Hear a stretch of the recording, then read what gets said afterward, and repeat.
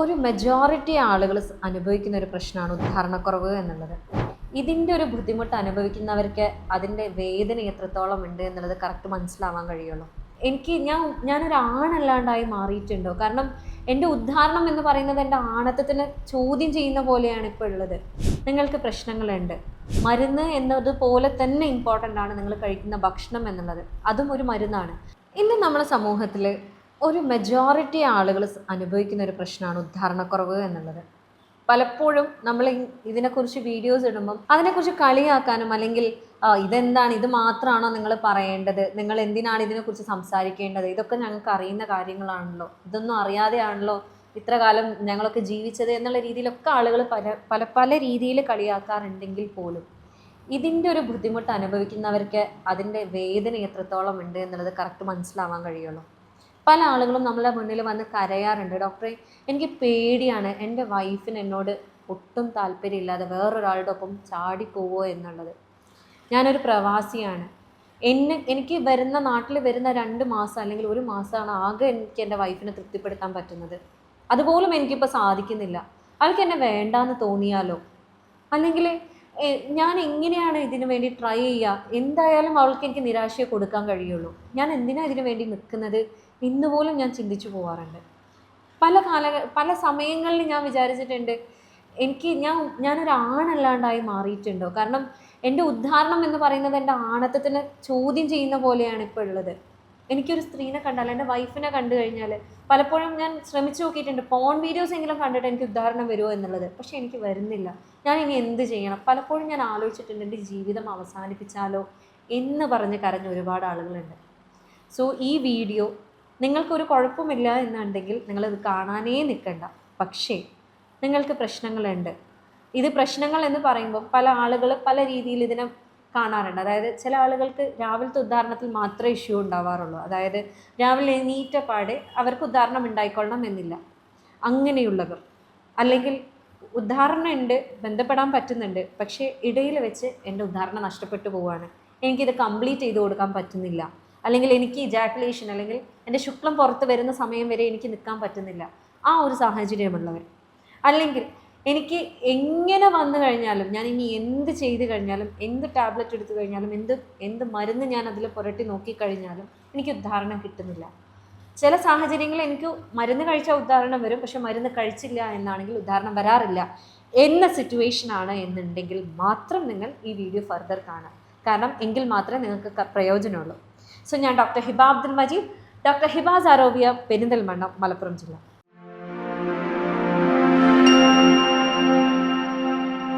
ഈ വീഡിയോയിൽ നമ്മൾ ഡീറ്റെയിൽ ആയിട്ട് ഡിസ്കസ് ചെയ്യുന്നത് ഇത്തരത്തിലുള്ള ഉദ്ധാരണ പ്രശ്നം വന്നു കഴിഞ്ഞാൽ, അല്ലെങ്കിൽ ഇങ്ങനെയുള്ള ഒരു ഉദ്ധാരണ പ്രശ്നം വരാൻ ചാൻസ് ഉണ്ട് എന്നുള്ള റെഡ് സൈൻ സിംറ്റമാണ് അത് നിങ്ങളുടെ രാവിലത്തെ ഉദ്ധാരണക്കുറവ് എന്ന് പറയുന്നത്. അതൊരു റെഡ് ഫ്ലാഗ് സിംറ്റമാണ്. അതുണ്ടെന്നുണ്ടെങ്കിൽ ഭാവിയിൽ നിങ്ങൾക്ക് എന്തായാലും ഉദ്ധാരണക്കുറവ് ഉണ്ടാകാനുള്ള ചാൻസ് ഉണ്ട്.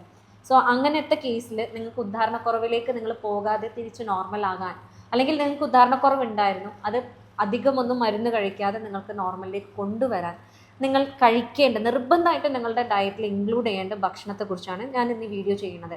ഞാനിത് ചെയ്യാൻ കാരണം എന്താണെന്ന് വെച്ചാൽ, നമ്മൾ മരുന്ന് കൊടുക്കുന്ന സമയത്ത് ഞാൻ എപ്പോഴും എൻ്റെ പേഷ്യൻസിനോട് പറയുന്ന ഒരു കാര്യമാണ്, മരുന്ന് എന്നതുപോലെ തന്നെ ഇമ്പോർട്ടൻ്റ് ആണ് നിങ്ങൾ കഴിക്കുന്ന ഭക്ഷണം എന്നുള്ളത്. അതും ഒരു മരുന്നാണ്. അതേപോലെ ഇമ്പോർട്ടൻ്റ് ആണ് നിങ്ങൾ ചെയ്യുന്ന വ്യായാമം എന്നുള്ളത്. അതേപോലെ ഇമ്പോർട്ടൻ്റ് ആണ് നിങ്ങൾ വെയിൽ കൊള്ളുക എന്നുള്ളത്, ഉറങ്ങുന്നുണ്ട് എന്നുള്ളത്. ഈ 5 കാര്യങ്ങളും ഒരുപോലെ നിങ്ങൾ ഹാൻഡിൽ ചെയ്യുന്നുണ്ടെങ്കിൽ മാത്രമാണ് നിങ്ങൾക്ക് പെർമനൻ്റ് ആയിട്ട് ഒരു മരുന്നും ഇല്ലാണ്ട് പഴയതുപോലെ നോർമലായിട്ട് ജീവിക്കാൻ കഴിയുള്ളൂ.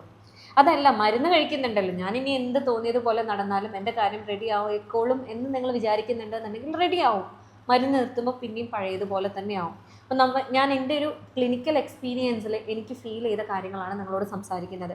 നിങ്ങൾ നിർബന്ധമായിട്ട് നിങ്ങളുടെ ഫുഡിൽ ഈ കാര്യങ്ങൾ ഇൻക്ലൂഡ് ചെയ്യുകയാണെന്നുണ്ടെങ്കിൽ വിത്ത് മെഡിസിൻ എന്തായാലും നിങ്ങൾക്ക് കംപ്ലീറ്റ് നോർമലാക്കി കൊണ്ടുവരാൻ നമുക്ക് ആക്ച്വലി ഒരുപാട് സക്സസ് സ്റ്റോറീസ് ഉണ്ട് അതിൽ പറയാൻ. സോ നിങ്ങൾ നിർബന്ധമായിട്ട് നിങ്ങളെ ഭക്ഷണത്തിൽ ഇത് ഇൻക്ലൂഡ് ചെയ്യുക എന്നുള്ളതാണ് എനിക്ക് പറയാനുള്ളത്. അപ്പോൾ ആദ്യം തന്നെ പറയുകയാണെന്നുണ്ടെങ്കിൽ നിങ്ങൾ കഴിക്കേണ്ട കാര്യം എന്ന് പറയുന്നത് ഗ്രീൻ ലീഫി വെജിറ്റബിൾസ് ആണ്. ഇത് പലപ്പോഴും നിങ്ങൾ കേട്ടിട്ടുണ്ടാവും, അറിയുന്നുണ്ടാവും. എങ്കിൽ പോലും ഇത് എങ്ങനെയാണ് അത് കഴിക്കാൻ ഒരു ടേസ്റ്റും ഇല്ല എന്ന് കരുതുന്നുണ്ടെന്നുണ്ടെങ്കിൽ ഈ പറയുന്ന ഭക്ഷണങ്ങളെല്ലാം മരുന്നാണ് എന്നുണ്ടെങ്കിൽ നിങ്ങൾ കഴിക്കുമായിരുന്നു അല്ലേ? നിങ്ങൾക്ക് എന്തായാലും നിങ്ങളുടെ രോഗം മാറണം, മരുന്നാണെങ്കിൽ നിങ്ങൾ എന്തായാലും കഴിക്കുമായിരുന്നു. ഇത് മെഡിസിൻ ആണ് എന്ന് വിചാരിച്ച് മാത്രം നിങ്ങൾ കഴിക്കാം. ഇതിൽ നല്ല രീതിയിൽ നൈട്രേറ്റ്സ് ഉണ്ട്. നിങ്ങളുടെ ബ്ലഡ് ഫ്ലോ നല്ല രീതിയിൽ ഇമ്പ്രൂവ് ചെയ്യാൻ സഹായിക്കുന്ന ഒന്നാണ് ഈ പറയുന്ന ഗ്രീൻ ലീഫി വെജിറ്റബിൾസ്. ഈ ഗ്രീൻ ലീഫി എന്ന് പറയുമ്പോൾ എന്ത് പറ്റും, പച്ചിലക്കറി എന്ന് പറയുമ്പോൾ നിങ്ങൾക്ക് എന്തും നല്ലതാണ്. ചീരയാണെങ്കിലും മുരിങ്ങയാണെങ്കിലും നിങ്ങൾക്ക് കിട്ടാവുന്ന എല്ലാ പോയ്സണസ് അല്ലാത്ത എല്ലാ ഇലകളും വളരെ നല്ലതാണ്. അത് ആഴ്ചയിൽ ഒരു 3 തവണയെങ്കിലും നിങ്ങൾ നിങ്ങളുടെ ഭക്ഷണത്തിൽ ഇൻക്ലൂഡ് ചെയ്യുന്നുണ്ട് എന്നുള്ളത് ഉറപ്പുവരുത്തുക. ഓവറായിട്ട് കുക്ക് ചെയ്യരുത്. എനിക്ക് എപ്പോഴും പറയാനുള്ളത്, ചിലർ നന്നായിട്ട് ഓവർ കുക്ക് ചെയ്ത് കഴിഞ്ഞാൽ അതിൻ്റെ എല്ലാ സത്തും ഇല്ലാണ്ടായി പോകുന്നൊരവസ്ഥയിലേക്ക് പോകാറുണ്ട്. അപ്പം പാകത്തെ വേവിൽ നിങ്ങളത് കഴിക്കുന്നുണ്ടെന്ന് ഉറപ്പുവരുത്തുക. ചില ആളുകൾ വന്ന് പരാതി പറയാറുണ്ട്, വീട്ടിലാരും കഴിക്കുന്നില്ല ഡോക്ടറെ, എനിക്ക് മാത്രം എങ്ങനെയാണ് ഞാൻ ഉണ്ടാക്കാൻ പറയാം എന്നുള്ളത്. നിങ്ങൾ പറയണം, നിങ്ങളുടെ വൈഫിനോട് പറയണം, ഇത് കാര്യം നടക്കണം എന്നുണ്ടെങ്കിൽ നിങ്ങൾ എന്തായാലും ഉണ്ടാക്കി തരണം, അല്ലാതെ ഇത് കാര്യം നടക്കില്ല എന്നാണ് ഡോക്ടർ പറഞ്ഞിട്ടുള്ളത് എന്നുള്ളത്. പച്ചക്കറികൾ പൊതുവെ വീട്ടിൽ ഉണ്ടാക്കാറില്ല, അപ്പം ഞാൻ എന്ത് ചെയ്യും എന്ന് പറയുന്നവരോടാണ് ഞാൻ പറയുന്നത്, നിനക്കിത് വേണോ എന്നാൽ എനിക്ക് മരുന്നായിട്ട് ഇത് ഉണ്ടാക്കി തരണം എന്ന് പറയാം. ഓക്കെ. അതേപോലെ തന്നെ പറയാനുള്ളതാണ് ബീട്രൂട്ട് എന്നുള്ളത്. ബീട്രൂട്ട് നിങ്ങൾക്ക് ഒന്നെങ്കിൽ നിങ്ങൾക്ക് ജ്യൂസായിട്ട് കഴിക്കാം, അല്ലെങ്കിൽ നിങ്ങൾക്ക് അതിനെ ചിലർ നല്ല രീതിയിൽ അത് വെറുതെ അരച്ചിട്ട് അധികം വെള്ളം കൂട്ടാണ്ട് നന്നായി അരച്ച് ആ പേസ്റ്റ് ഉണ്ടല്ലോ, ആ പേസ്റ്റ് നിങ്ങൾക്ക് കുറുക്കിയെടുത്തിട്ട് കുറുക്ക് പോലെ കഴിക്കാം ഉപ്പിട്ടിട്ട്. അതല്ല എന്നുണ്ടെങ്കിൽ നിങ്ങൾക്ക് സാലഡ്സിൽ കഴിക്കാം, അല്ലെങ്കിൽ ഉപ്പേരി ആയിട്ട് മെഴുക്ക് പുരട്ടി ആയിട്ടൊക്കെ നിങ്ങൾക്ക് കഴിക്കാവുന്നതാണ്. മെഴുക്ക് പുരട്ടി ആയിട്ട് കഴിക്കുമ്പോൾ എപ്പോഴും പറയാനുള്ളത്, ഓവറായിട്ട് നിങ്ങൾ എണ്ണ യൂസ് ചെയ്യാണ്ട് അതിൽ ഉള്ളി വാട്ടിയിട്ട് വേണം കഴിക്കാൻ. അപ്പോൾ ഇത് കഴിക്കാനുള്ള കാരണം പറയാനുള്ളത് എന്താണെന്ന് വെച്ചാൽ, ഇതിലും ഇതേപോലെ നൈട്രിക് ഓക്സൈഡ് വളരെ ഹൈ ആയിട്ടുള്ളൊരു ഫുഡാണ് ബീട്രൂട്ട് എന്ന് പറയുന്നത്. നിങ്ങളുടെ ബ്ലഡ് ഫ്ലോ ഇമ്പ്രൂവ് ചെയ്യാൻ, അതേപോലെ തന്നെ ഈ രക്തക്കുഴലുകളുടെ ശക്തി കൂട്ടാൻ, അതായത് അതിലെന്തെങ്കിലും പ്രശ്നങ്ങൾ ഉണ്ടെന്നുണ്ടെങ്കിൽ രക്തക്കുഴലുകളിൽ പല രീതിയിലുള്ള ബ്ലോക്കുകൾ വരാനുള്ള ചാൻസസ്, അതേപോലെ അവിടെ ഇവിടെ പലത് അടഞ്ഞു കിടക്കാനുള്ള ചാൻസസ് ഒക്കെ ഉണ്ട്. അപ്പോൾ അതിൻ്റെ ആ ഒരു രക്തക്കുഴലുകൾ നല്ല രീതിയിൽ ഹെൽത്തി ആക്കാൻ വേണ്ടിയിട്ട് സഹായിക്കുന്ന ഒന്നാണ് ബീട്രൂട്ട് എന്ന് പറയുന്നത്. അതേപോലെ തന്നെ അടുത്തൊരു ഭക്ഷണം എന്ന് പറയുകയാണെങ്കിൽ ഡാർക്ക് ചോക്ലേറ്റ് ആണ്. ഡാർക്ക് ചോക്ലേറ്റ് എന്ന് പറയുമ്പോൾ എനിക്ക് പ്രത്യേകം പറയാനുള്ളത്, അത് ഡാർക്ക് ചോക്ലേറ്റ് പ്യുവർ ഡാർക്ക് ആണെന്നുള്ളത് ഉറപ്പുവരുത്തുക. കാരണം പലപ്പോഴും ഡാർക്ക് ചോക്ലേറ്റ് ആളുകൾക്ക് കഴിക്കാൻ കഴിയില്ല, ഭയങ്കര കയ്പ്പായിരിക്കും. അപ്പം അത് ചെറുതായിട്ടൊന്ന് മിക്സ് ചെയ്തിട്ടുള്ള ഫ്ലേവേർഡ് ആയിട്ടുള്ളൊക്കെ വരാറുണ്ട്. അത് മാക്സിമം ഒഴിവാക്കുക. കറക്റ്റ് ആയിട്ടുള്ള പ്യുവർ ആയിട്ടുള്ള ഡാർക്ക് ചോക്ലേറ്റ് ആണെങ്കിൽ മാത്രമാണ് നമുക്കതിൻ്റെ പൂർണ്ണ ഗുണം ഉണ്ടാവുക. അപ്പോൾ അത് നിങ്ങൾക്ക് വേണമെങ്കിൽ അത് നാഷായിട്ട്, അതായത് അതിനെ മെൽറ്റ് ചെയ്തിട്ട് നിങ്ങൾ എന്തെങ്കിലും ഫ്രൂട്ട്സ് കഴിക്കുന്നുണ്ടെന്നുണ്ടെങ്കിൽ അതിൻ്റെ മേലെ ജസ്റ്റ് ഒന്ന് മെൽറ്റ് ചെയ്തിട്ടിട്ട് അങ്ങനെ കഴിക്കുകയാണെന്നുണ്ടെങ്കിൽ നിങ്ങൾക്ക് ആ ഒരു ഫ്രൂട്ട്സിൻ്റെ മധുരവും കിട്ടും, ഇത് ഉള്ളിലേക്ക് പോകുന്ന ആ ഒരു സുഖം ഉണ്ടാവും. ചിലർ കഴിക്കുന്ന കണ്ടിട്ടുണ്ടാവും, നിങ്ങൾ സ്ട്രോബെറിൻ്റെ മേലെ ഇട്ടിട്ട് അല്ലെങ്കിൽ കട്ട് ഫ്രൂട്ട്സിൻ്റെ മേലെ കൂടെ ഇതേപോലെ വെറുതെ ഒന്ന് ഒഴിച്ചിട്ട് കഴിക്കുന്നവരുണ്ട്. സോ ഇതിലെന്താണെന്ന് വെച്ചാൽ ഫ്ലാവിനോട്സ് വളരെ കൂടുതലുള്ളത് കൊണ്ട് തന്നെ നിങ്ങളുടെ രക്തക്കുഴലുകളുടെ ഹെൽത്ത് കൂട്ടാനും, അതേപോലെ തന്നെ നിങ്ങൾക്ക് എന്തെങ്കിലും സ്റ്റാമിന കുറവുണ്ടെന്നുണ്ടെങ്കിൽ നിങ്ങളുടെ ആ ഒരു സ്റ്റാമിന ബൂസ്റ്റ് ചെയ്യാൻ നന്നായിട്ട് ഹെൽപ്പ് ചെയ്യുന്ന ഒന്നാണ്. അതേപോലെ മറ്റൊന്നാണ് വാട്ടർമെലൺ, അല്ലെങ്കിൽ നമ്മളുടെ തണ്ണീർമത്തൻ, ബത്തക്ക എന്നൊക്കെ പറയുന്ന സാധനം. ഇത് പലപ്പോഴും ആളുകൾ ജ്യൂസ് അടിച്ച് കുടിക്കാറുണ്ട്, അങ്ങനെ കഴിക്കാറുണ്ട്. ഇതിൽ പ്രത്യേകം പറയാനുള്ളത്, നിങ്ങളൊരു ഷുഗർ രോഗിയാണ് എന്നുണ്ടെങ്കിൽ നിങ്ങളത് അങ്ങനെ കഴിക്കുന്നതാണ് എപ്പോഴും നല്ലത്. ജ്യൂസ് അടിച്ച് നിങ്ങൾ എന്ത് ഫ്രൂട്ട് കഴിക്കുകയാണെങ്കിലും ജ്യൂസ് അടിക്കാതെ കഴിക്കാൻ വേണ്ടി ശ്രദ്ധിക്കുക. കാരണം എന്താണെന്ന് വെച്ചാൽ ഇത് ജ്യൂസ് അടിച്ച് കഴിക്കുന്ന സമയത്ത് നിങ്ങളുടെ ശരീരത്തിലുള്ള ഗ്ലൂക്കോസ് പെട്ടെന്ന് ഹൈക്ക് ചെയ്യാനുള്ള ചാൻസ് കൂടുതലാണ്. നേരെ മറിച്ച് നിങ്ങൾ അങ്ങനെ കട്ട് ഫ്രൂട്ടായിട്ട് കഴിക്കുകയാണെന്നുണ്ടെങ്കിൽ ആ ഒരു ഹൈക്ക് കുറയ്ക്കാനും പക്ഷേ അതിൻ്റേതായ ഗുണം നിങ്ങൾക്ക് കിട്ടാനുള്ള ആ ഒരു ചാൻസ് ഉള്ളതുകൊണ്ടാണ് അങ്ങനെ ചെയ്യാൻ പറയുന്നത്. ഇതിലെന്താണെന്ന് വെച്ചാൽ സിട്രുലിൻ എന്ന് പറയുന്ന ഒരു കണ്ടൻറ്റ് നമ്മളുടെ ഈ തണ്ണീർമത്തനിലുണ്ട്.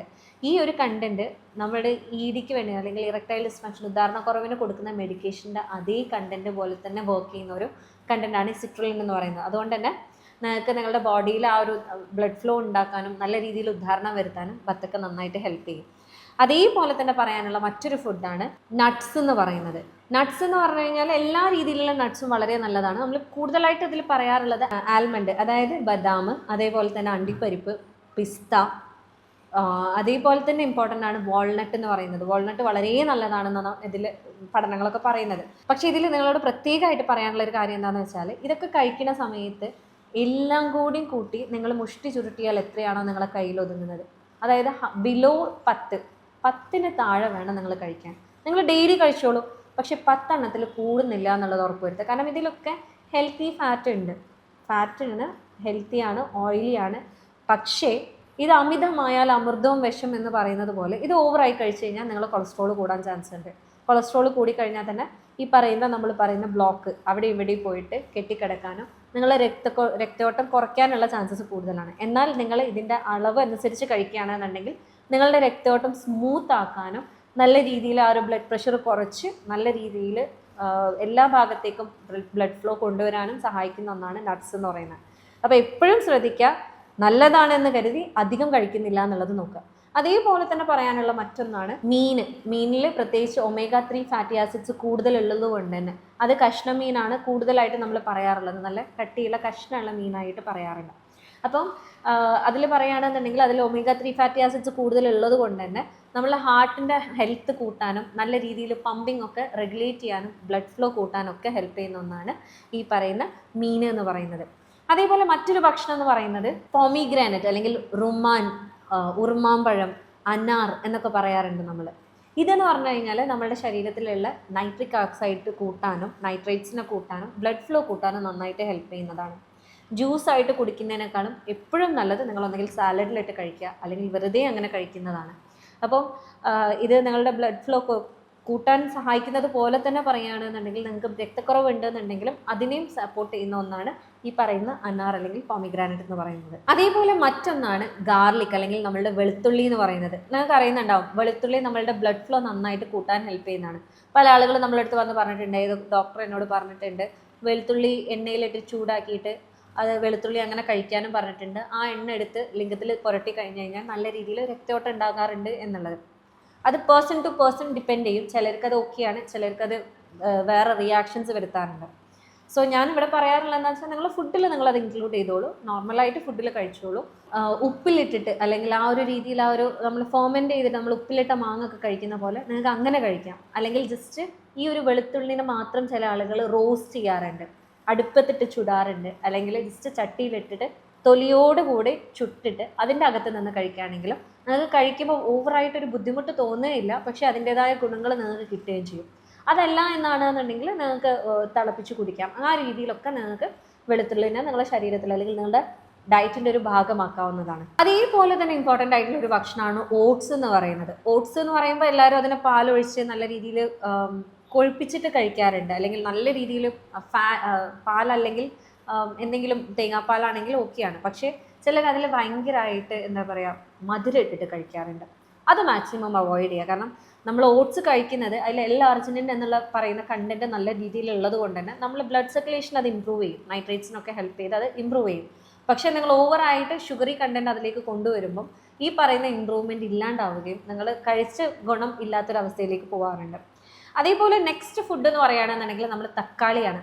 തക്കാളീനെ പലപ്പോഴും പല ആളുകളും എടുത്തിടുന്നൊരു സാധനമാണ്, അതായത് കഴിക്കാറില്ല, ഇഷ്ടപ്പെടാറില്ല. എനിക്കിഷ്ടമല്ല അതിൻ്റെ ടേസ്റ്റ് എന്നാണ് പറയാറുള്ളത്. സാലഡിലൊക്കെ ആണെന്നുണ്ടെങ്കിൽ തക്കാളി ഇടണ്ട, സാൻഡ്വിച്ചിലാണെങ്കിൽ തക്കാളി ഇഷ്ടമല്ല എന്ന് പറയുന്ന ആളുകളുണ്ട്. പക്ഷേ തക്കാളി ആക്ച്വലി നിങ്ങളുടെ ബ്ലഡ് സർക്കുലേഷൻ നല്ല രീതിയിൽ ഇമ്പ്രൂവ് ചെയ്യുന്ന ഒരു വെജിറ്റബിൾ ആണ്. നിങ്ങൾ എന്തായാലും നിങ്ങൾ ഫുഡിൽ കഴിക്കുക. നിങ്ങളിപ്പോൾ സാലഡ് ഉണ്ടാക്കുകയാണെന്നുണ്ടെങ്കിൽ ഒരുപാടില്ലെങ്കിലും ഒരു ചെറിയ പീസെങ്കിലും നിങ്ങളതിൽ ഇൻക്ലൂഡ് ചെയ്യുക. മരുന്നാണ് എന്ന് വിചാരിച്ച് ഇൻക്ലൂഡ് ചെയ്യുക. അപ്പോൾ ഈ ഒരു രീതിയിൽ നിങ്ങളുടെ ശരീരത്തിലേക്ക് ഈ പറയുന്ന ഫുഡ് എല്ലാം നിങ്ങൾ എത്തിക്കുന്നുണ്ട്. ഞാൻ പറഞ്ഞൊരളവുണ്ട്, ആ ഒരു രീതിയിലൊക്കെ നിങ്ങൾ കഴിക്കുകയാണെന്നുണ്ടെങ്കിൽ ഒരു പരിധി വരെ നിങ്ങളുടെ ആ ഒരു ബ്ലഡ് സർക്കുലേഷൻ നല്ല രീതിയിൽ ഇമ്പ്രൂവ് ചെയ്യാൻ അത് ഹെൽപ്പ് ചെയ്യും. അപ്പോൾ എപ്പോഴും നമ്മൾ പേഷ്യൻസിനോട് പറയുമ്പോൾ അവർ ആദ്യം പറയാം ഇത് ചെയ്തു തരാൻ ആളില്ല അല്ലെങ്കിൽ ചെയ്യാൻ പറ്റില്ല. ഇലക്കറികളൊക്കെ ഇപ്പോൾ പുറമെ നിൽക്കുന്ന ആളുകൾ, അതായത് ഗൾഫിലൊക്കെ നിൽക്കുന്ന ആളുകൾ മെസ്സാണ് ഡോക്ടറെ, ഈ പറയുന്ന രീതിയിലൊന്നും എനിക്ക് കഴിക്കാൻ പറ്റില്ല എന്ന് പറയുമ്പം ഞാൻ അവരോട് പറയുന്നത് നിങ്ങൾ വേവിച്ച് കഴിക്കണമെന്നില്ല, നിങ്ങൾ റോ ആയിട്ട് കഴിച്ചോളൂ. അതിനിപ്പം വേറൊരാളുടെ ആവശ്യമില്ലല്ലോ, മുറിച്ച് കഴിക്കേണ്ട കാര്യമുള്ളൂ. ഇലക്കറികൾ കഴിക്കാൻ കഴിയില്ല, ഇലക്കറികൾ ഉണ്ടാക്കാൻ കഴിയില്ല എന്ന് പറയുന്നവരോട് നിങ്ങൾക്ക് പുറമേക്ക് ഒരുപാട് ഇലകൾ വെറുതെ കഴിക്കാൻ കിട്ടുന്ന ഇലകളുണ്ട്. അതായത് ബക്തോണിസ്, ഇപ്പം ഗൾഫ് കൺട്രീസിലൊക്കെ വർക്ക് ചെയ്യുന്ന ആളുകളാണെന്നുണ്ടെങ്കിൽ ബക്തോണിസ്, ജർജീർ എന്നൊക്കെ പറയുന്ന ഒരുപാട് ഇലകളുണ്ട്. അതേ രീതിയിൽ തന്നെ US അല്ലെങ്കിൽ ആ ഒരു തണുപ്പ് പ്രദേശത്താണെങ്കിലും അതേപോലെ നിങ്ങൾക്ക് പച്ചയ്ക്ക് കഴിക്കാൻ പറ്റുന്ന ഇലകൾ കിട്ടും. നിങ്ങളത് അങ്ങനെ കഴിക്കുക. പക്ഷെ നിങ്ങളുടെ ഡയറ്റിൽ നിങ്ങൾ ഈ പറയുന്ന കാര്യങ്ങൾ മാക്സിമം ഇൻക്ലൂഡ് ചെയ്യുന്നുണ്ട് എന്നുള്ളത് ഉറപ്പുവരുത്താം. കാരണം ഒരു സ്റ്റൗവും ഒരു ചെറിയ ചട്ടിയും കിട്ടിക്കഴിഞ്ഞാൽ ഇപ്പോൾ നിങ്ങൾക്ക് ഞാൻ പറഞ്ഞ വെളുത്തുള്ളി വേണമെങ്കിൽ അങ്ങനെ ജസ്റ്റ് റോസ്റ്റ് ചെയ്ത് കഴിക്കാവുന്നതാണ് അല്ലേ. അപ്പം നമ്മളുടെ ആഗ്രഹമാണ് ഇത് മാറണമെന്ന് നിങ്ങൾക്ക് അതിയായ ആഗ്രഹം ഉണ്ട് എന്നുണ്ടെങ്കിൽ ഇത് ട്രൈ ചെയ്യും എന്നുള്ളതാണ്. സോ ഇതേപോലത്തെ കൂടുതൽ വീഡിയോസ് നിങ്ങൾ കാണാൻ ആഗ്രഹിക്കുന്നുണ്ടെന്നുണ്ടെങ്കിൽ സ്റ്റേ ട്യൂൺ. ഞാൻ ഡോക്ടർ ഹിബ അബ്ദുൽ മജീദ്, ഡോക്ടർ ഹിബ സറോവിയ, പെരിന്തൽമണ്ണ, മലപ്പുറം ജില്ല.